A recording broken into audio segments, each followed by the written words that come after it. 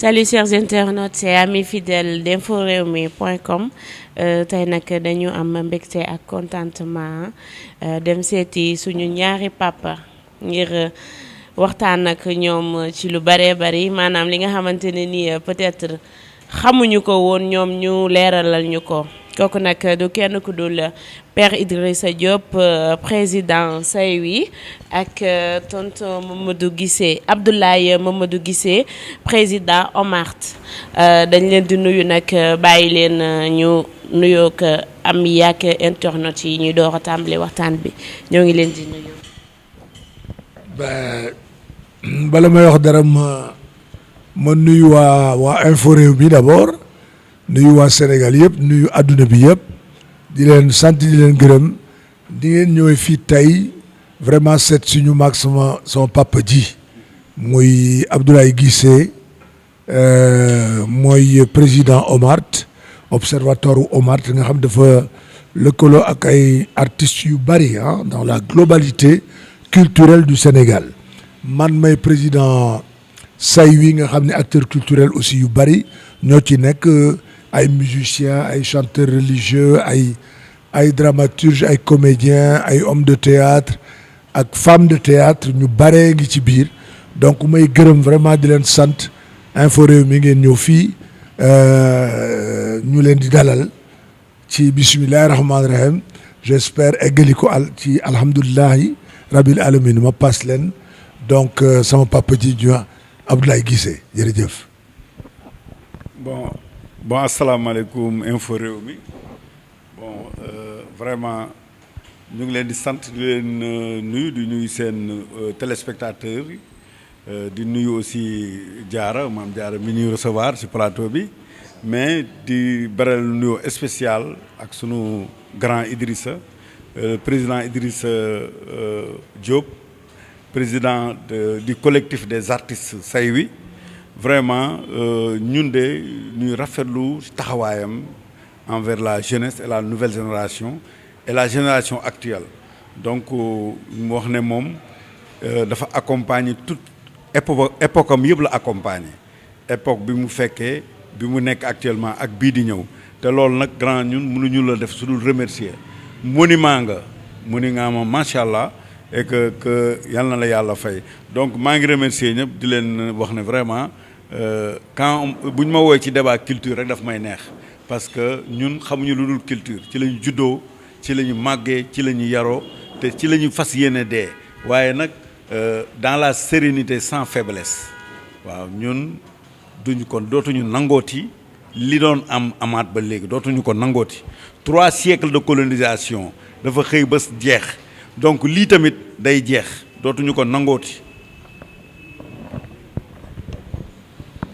ok Père Idrissa ak Père Mamadou Guissé ñoo ngi leen di nuyu léegi dañuy wax ak Père Idrissa dañu bëggoon xam Père Idrissa lan mooy seen problème ak waa SODAV. man je pense que problème mu SODAV mooy problème bi nga xam ne moom la acteur culturel yëpp vraiment di ŋàññi quoi parce qu'il est pas possible que SODAV bi mu amee ba tey may fàttali ñi nga xam ne amuñu information bi aussi bala may ubbi même ci waxtaan boobu man dama nekkoon à la SACEM pendant des années dem wër àdduna bi yëpp après depuis 14 ans maintenant ma ñibbi si Sénégal bokkoon SACEM ñëw ak madame Sibi ma ni ko ndeysaan ndaw su baax ma ni ko madame Sibi man comme dama bëgg a dellu si Sénégal léegi dama bëggoon vraiment arrêter suma collaboration yëpp ak waa SACEM France comme maa ngi fii laay vivre léegi donc mu ne ma donc ñu bind lettre ma bind lettre signé ko bàyyil ko foofu xam nga donc pour man depuis époque boobu depuis ma dellu see Sénégal ba léegi man nekkatuma SACEM foofu nekkatuma fa donc ma bëgg a leeral aussi nit ñi ci côté ba parce que damay dégg souvent ñuy wax naan waaw moom Idrissa Diop SACEM la nekk ba léegi nekkatuma SACEM man maa ngi fii depuis 14 ans et puis je me rappelle que chaque année chaque 1 an et demi ma au moins naa génn benn album fii ci Sénégal te bu may fàttali ne bés saa yu ma génnee album fii ci Sénégal Ngoné Ndour moomu mooy président Saint-Louis moom laa koy jox ci moom non foofu sax nu mu tuuti Prince Art nga xam ne moom moo koy diriger foofu Prince Art moom laa koy jox pour mu distribuer ko fii ci Sénégal donc génn naa ay album yu bari fii ci Sénégal jox ko te droit yooyu mosuma ko revendiquer mosuma ko percevoir mosuma ci wax dara donc il est temps que ñu leeral loolu bala may dugg ci waxtaan woo il fallait que daal ma waxtaan ak ñi nga xam ni xamuñu ma xamal leen ni ça fait très longtemps que man nekkatuma SACEM maa ngi fii ci Sénégal te vraiment fas yéene wu ma bàyyi culture bi daal ñu koy caxat-caxatee donc ñun collectifu OMART observatoire u OMART te kii jiite ko muy Ablaye Guissé ak ñun Saint-Louis ma jiite ko man may président bi dootuñu ko comme ni mu ko waxee dootuñu ko nangooti dootuñu nangu vraiment ñuy caxat-caxate culture bi fii parce que boo xoolee bu baax ni culture bi feebare ci Sénégal ak niñ koy caxat-caxate ci Sénégal loolu dafa doy waar pour ñun à nos yeux dañu ne léegi nag dañuy toog nag dañ koy waxtaane wala ñu dem ñun man ak en tout cas OMART ak Saint-Louis ñu dem ba jeex te yàlla xam na ni yoon wi ñu jàpp ni seetu nañu yëg nañ ne Sénégal yi yëpp nangul nañ ñu ko Sénégalais yëpp xam nañ ne combat boobu ñuy mener c'est un combat noble au service des acteurs et des actrices culturelles de ce pays-là c'est-à-dire boo xoolee artistes yi li ñuy sitting c'est parce que la SODAV est profondément malade. Dis-moi qui accompagne ces structures des musiciens ou des artistes en général, je te dirai quelle société tu as. Société de gestion boobu dafa doy waar artistes yi di feebar mënuñu faju artistes yi di ndóol mënuñu ci génn bi pandémie bi dooree ba léegi ñu tëj club yu bari am na artistes yoo xam dañuy jaay seen instrument muy ci musiciens yi en tout cas pour mën a subvenir à leurs besoins man mii ak Abdoulaye Guissé mii dootuñu ko nangooti am na yoo xam ni c'est impossible ñu toog ngay yore structure bi nga xam ni acteurs culturels yi artistes yi ñoo ko moom pendant 5 ans waxuñu la dara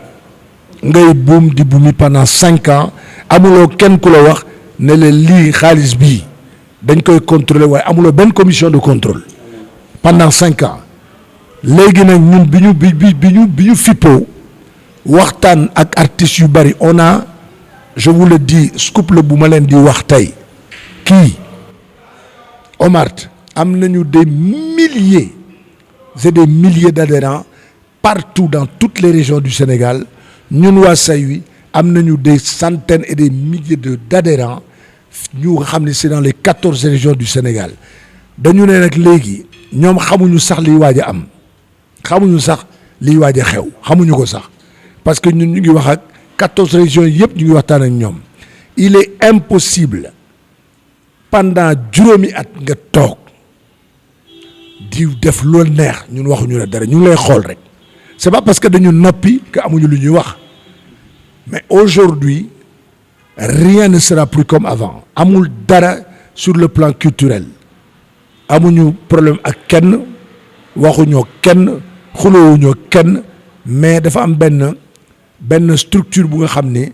ñun moom la ñuy xeex c'est-à-dire système boobu système u SODAV la ñu bëgg xeex ba nga xam ni acteurs culturels yëpp yi Sénégal yëpp yi nga xam ni dañuy wax ak ñun di wax ak waa OMART dañuy jëlaat seen yëf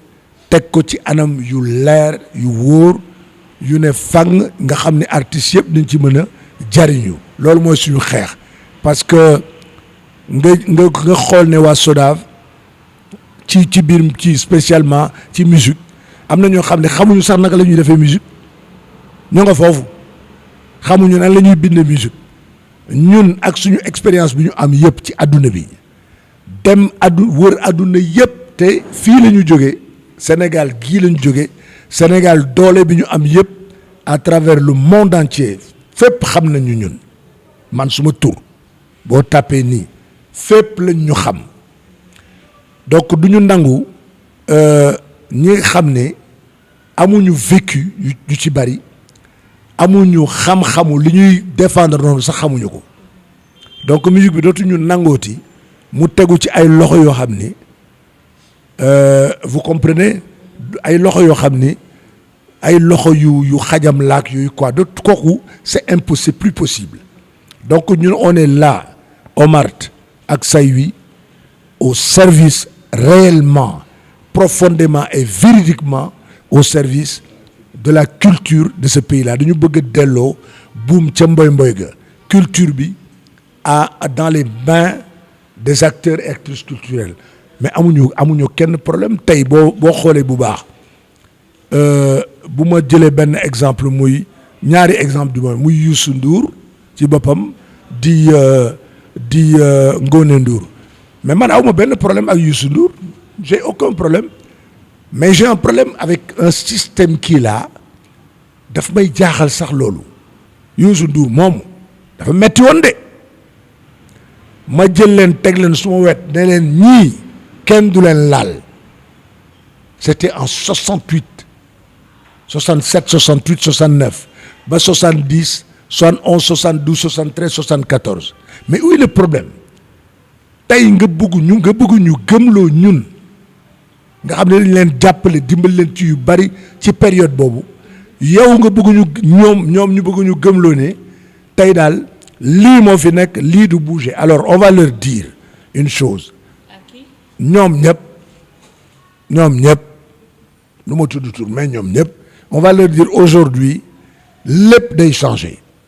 tout va changer au niveau de la culture de ce pays-là loolu lay lancé comme appel ñu bañ ko jëlee nag ci passion naan way xam nga kii dafa contre kii ñun contre ñu kenn système rek moo tax a jóg Omart bii Ablaye Guissé système bi rek moo tax a jóg waa Saïwi di remercier vraiment sénégalais yëpp de comprendre lan moo tax ñun ñuy wax voilà. mën naa xam lan moo tax yéen à chaque fois bu ngeen tuddee Ngoné Ndour rek da ngeen ciy boole ki nga xamante ne nii mooy Youssou Ndour wala Youssou Ndour aussi moom dafa bokk SODAV wala. voilà merci Mame Diarra xam nga defe naa weer bi passé am na journal bu ñuy wax lii mu titré Youssou Ndour au cœur d'un grand scandale boobu communiqué boobu man maa ko bindoon xam nga soo gisee nen da nga naan nen a ngi ñun kenn moomuñu fii dëkku Lat Dior Diop la dëkku Albouri Ndiaye la dëkku Léopold Sédar Senghor la kii dëkku Cheikh Omar Foutiou la fii dëkku Serigne Touba ak Alaaji Malick la kii fii kenn moomu ko kenn du ñu rey kenn du ñu xoolal ñun kenn moomuñu benn Youssou Ndour il faut oser le dire parce que raayal bi pourquoi yow nit dina rey nit ñu ne diwa ko rey mais loolu nit rey nit moo gën a garaaw te nit day rey nit ñu ne diwa ko rey mais tey culture bi Youssou Ndour a ko rey parce que Youssou Ndour lañ ko nommé ministre de la culture en 2012 lan la njëkk a def SODAV boobu laa lay wax SODAV bii laa lay wax nu mu demee ñu fal ko ministre de la culture et entre parenthèses c'est le plus nul ministre de la culture que le Sénégal a eu ñun bi ñu am ministère de la culture ñun acteurs culturels yi ministre de la culture bu gën a cuune bi ñu am Youssou Ndour la 6 mois la def dindi jaabi sii bi magistrat bu ñu nekkoon BSDA mu dindi ko teg fa Mounirou Sy ñëpp xam nañ ne juriste la mais Mounirou Sy aussi fekk ma ci boole la nekk waaw mais pourquoi Youssou Ndour bëgg a politiser ci secteur culture bi jël ay nitam nit yu mu mën a manipuler nag lay jël parce que du jël n'importe qui ndax Mounirou Sy bi mu ko jëlee Mounirou a refusé catégoriquement d'obéir à ses ordres mais Mounirou Sy a fait une lettre ouverte à la nation pour wax leen ne ki def proposition ma toog fii président jël ma def ma directeur BSDA mais li mu bëggoon ma defal ko mënu ma ko def moo tax damay wax ne adduna yëpp leer loolu tax ñu may xeex mais Mounirou Sy jóge na fi Bouna Manel Fall appel à candidature mooy nga lancer appel ne ku bëgg a nekk directeur SODAV parce que boobu BSDA dem na SODAV ñëw SODAV ñu élire artistes yi élire Angèle Diaba bi nga xam ne Angèle artistes yi ñoo dajaloo élire ko mais Aziz Dieng Ngoni Ndour téye moyens yi ne duñ ko jox lu mu liggéey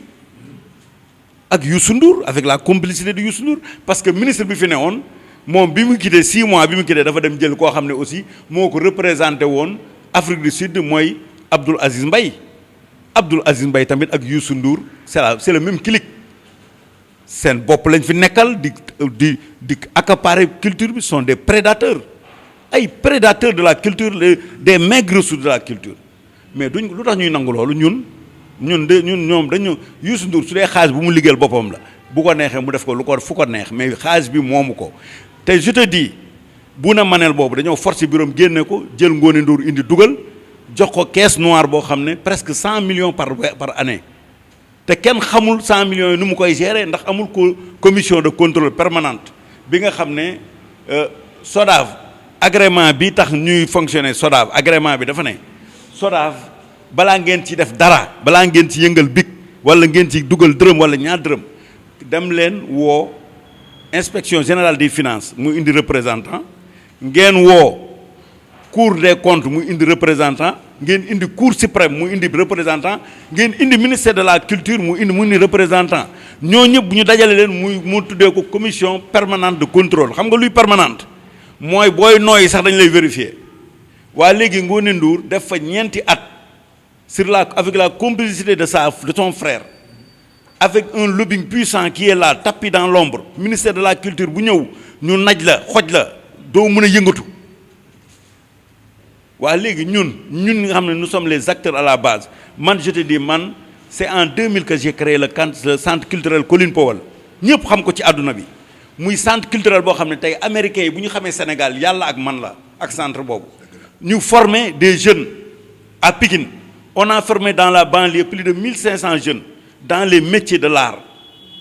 comment se tenir devant un auditoire formation compte gis nga léeboon nii lépp ñun ñoo ko jàngal xale yi gis nga riit yi ñun ñoo def ay atelier riit yoo xam ne pour riit yi du mus a denc ci Sénégal waa léegi ñun ñu liggéey former ay génération yow former woo génération sa bopp ngay defal sa kees nga am sa prince art di liggéeyal sa bopp loo am def sa biir compte sa xaalis sa denc alors que ñun on travaille parce que structure bi ñu nekk ñun mënul liggéeyal sa bopp ñun da ngay liggéey pour la culture léegi nag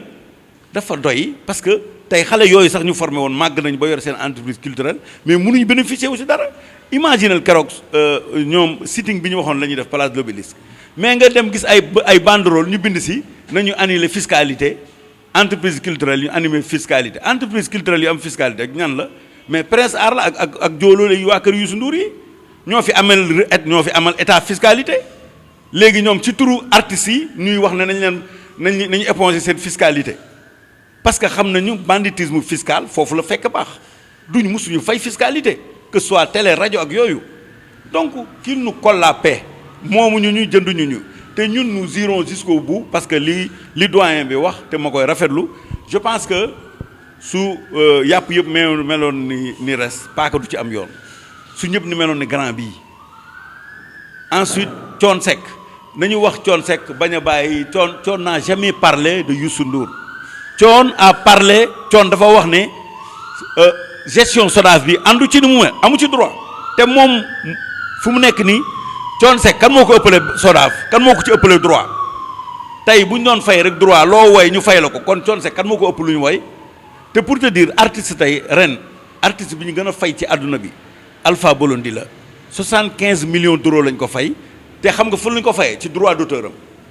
xëyul gontul ci droit d'auteur am lañ ko fay 75 millions d'euros mu nekk artiste bi gën a riche monde bi jiital américains yeeg français yeeg yëpp waaw Youssou Ndour mënul def noonu dem uti xaalis comme côté boobu mais jël SODAV boo xam ne même cette génération day peine pour dund pour lekk pour naan nga yow jël sa sœur teg ko fa jël say ñoo xam ne dañu la dégg ay benn wiwi ay Azizien Ali Bathily sont des benn wiwi de Youssou Ndour donc ces gens-là ils prennent en otage la culture waxuma la nag ay monuments de la Renaissance nga xam ne dafa fexe ba Macky Sall jox ko mu teg fa ay nitam lu mu wax ñooñu loolu la ñuy def mais pourquoi culture bi kenn ko jiite mooy Macky Sall Youssou Ndour jiitewu ko te Macky faalewu ko man je connais Macky toppatoowu ko mais moom ci boppam il s'embourbe parce que xam nga lu tax muy embourbe milliards yu ñu dugal SODAV yëpp tôt ou tard dinañ ko inspecter te tôt ou tard le Sénégal dina xam ne moom Youssou Ndour gestion SODAV bi mu nga xam ne dañu luubal yeeg yooyu yëpp moom loxoom génn ci. voilà jërëjëf Abdoulaye Guissé sama papa ji li mu xam moo bari nag il a beaucoup de renseignements beaucoup de documents sur la culture ou dans la culture du Sénégal jërëjëf a jaaraama léegi dama bëggoon yokk ñaari mbir benn bi maa ngi koy pour dëggal ko mooy Mounirou Sy bi nga xam def na 5 ans au BSDA juróomi at yam fa def liggéey na liggéey bu am solo la fa liggéey juróomi at yooyu liggéey na fa man daan naa ñëw il a beaucoup travaillé pendant 5 ans révolutionné na du ma wax lépp dans les détails mais am na yu bari yoo xam daf ko teg yu nga xam ne bu ñu ko bàyyi woon mu toog fa ba léegi dana am njariñ lool pour la musique ou pour la culture de ce pays-là mais mayuñu ko sax fu mu noyyee parce que il a refusé justement Mounirou Sy il a refusé d'être dans des combines ou dans des trucs comme ça daf ko bañ donc loolu dama bëggoon aussi mu leer par rapport ak Mounirou Sy li mu liggéey foofu au BSDA parce que man fekke naa ci lu bari xam naa ci lu bari et de deux dama bëgg ñu wax ci mbiru Thione Seck Thione Seck il n'a jamais été question mu guerre ak kenn wax dëgg yàlla Seck si nga naar guerru la kenn moom fi mu nekk nii macha allah ça va très bien pour lui et ça va très bien pour son fils Wally Seck wax dëgg yàlla tey suñu doom jooju nekk na ci musiciens yi nga xam ni dañu am yaakaar ci moom Sénégal yépp am yaakaar ci moom kooku ndamu Thione Seck la nga defee Thione Seck tal na ay affaire di guerre ak Youssou Ndour wala man Idrissa Diop wala Ablaye Guissé mi wala Baba Maal loolu tal loolu Thione c'est un rassembleur rassemblé nañu ñu wax ci Balago TV boobu ñu waxtaan ci ay mbir yu bari de la culture parce que comme ni ko Ablaye Guissé waxee léegi il fait partie des gens les plus importants dans la culture ici dans la musique en particulier mën loo wax musique fii tey Sénégal te Thione Balago Seck bokk ci donc ñuy leeral loolu Thione il n'a jamais été question mu nekk en guerre avec qui que ce soit Thione n'est en guerre avec personne alhamdulillah comme ni ma ko waxee la mu amul loolu yëpp doomam ji mi ngi ko koy indil Sénégal ma fier ci suma doom jooju muy Wally Seck fier de son papa fier de toute la famille artistique et musicale musicien du Sénégal nañu bàyyi di joxe information yi nga xam ni dafa xaw a waaw bancal ñun daal affaire SODAV moo ñu intéressé te am na yu bari yoo xam ni dootuñu ko nangooti